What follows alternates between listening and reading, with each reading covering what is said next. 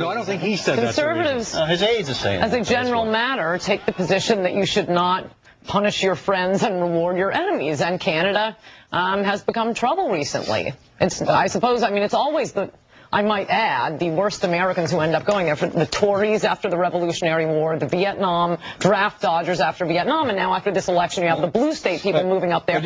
So something called, when you're allowed to exist on the same continent as the United States of America, protecting you with a nuclear shield around you, you're polite and you support us when we've been attacked on our own soil. Let me just remind everybody. They violated that protocol. They need us. They better hope the United States doesn't roll over one night and crush them. They are lucky we allow them to exist on the same continent.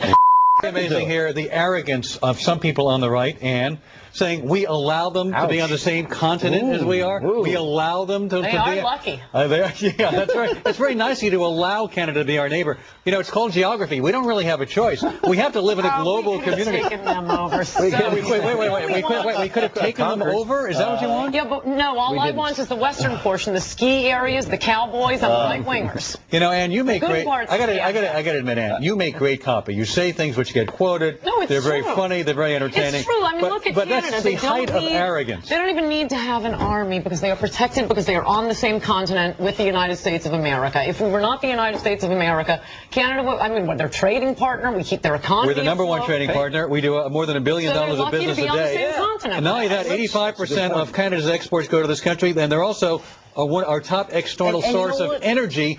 We need each other. And you know what, Alan? It's one of the countries that we actually get along with pretty well. Right. You know, it helps both of us. We did. No, it helps. It continues. It helps both of us. We share a lot of culture and a lot of interest. Why do we want to have to ridicule them and be deeply offended if they disagree with us on something else I want to point out. They speak French. There's something else I want to point out about the French, because it's very fashionable again on your side to denounce the French. We like the English-speaking Canadians. Is it? Without the U.S., Canada is essentially Honduras, but, you know, colder and much less interesting. And I think that makes Canadians, the dependence that Canada has on the United States makes Canadians, understandably, resentful. Carolyn Parrish, those are fighting words. Oh, Tucker, you're way out to lunch on this one, my friend. Most of the top 6 things you buy from us are raw materials, hydro, gas, oil. You need us more than we need you. We exploit your natural resources, that's true. But in the end, Canadians with ambition move to the United States. That's been the trend for decades. That says something not very good about Canada, and I think it makes Canadians feel bad about themselves. No, and I understand that. I don't. Again, just to restate a pretty obvious point that I know is foremost in your mind, Ms. Parrish, Canada needs the United States. The United States does not need Canada, but you can say that. But I think if Canada were responsible for its own security, if you'd be invaded by Norway if it weren't for the United States. Well, we're a very secure nation because we haven't ticked off the rest of the world. We march with the world. We're not out of step. No, absolutely. The countries will remain allies, and there will always be politicians who see it to their benefit to stomp on Bush dolls. But no, I don't think the average Canadian feels it. Well, the average Canadian is busy dog sledding. You know that.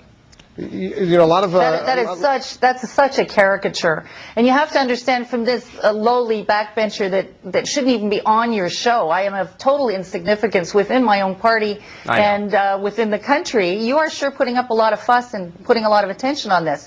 It shows a very weak ego, in my opinion. I think if you're as strong as you say you are, anything I've got to say can't hurt you. I will point out to our viewers as well as to Carolyn Parrish that Tucker Carlson often speaks with tongue in cheek. Is that a fair assessment, Tucker? Just want to make sure our viewers don't literally believe every word that you're saying. Well, I don't think every Canadian is dog sledding at all times, but I do think there's a lot of dog sledding in Canada. Yeah, I do think that's true. You know that's true, Carolyn. There's curling too, but there's a lot of dog sledding. No, there's not a lot of dog sledding. There's a lot of dog walking, my friend, not a lot of dog sledding. Welcome to our century.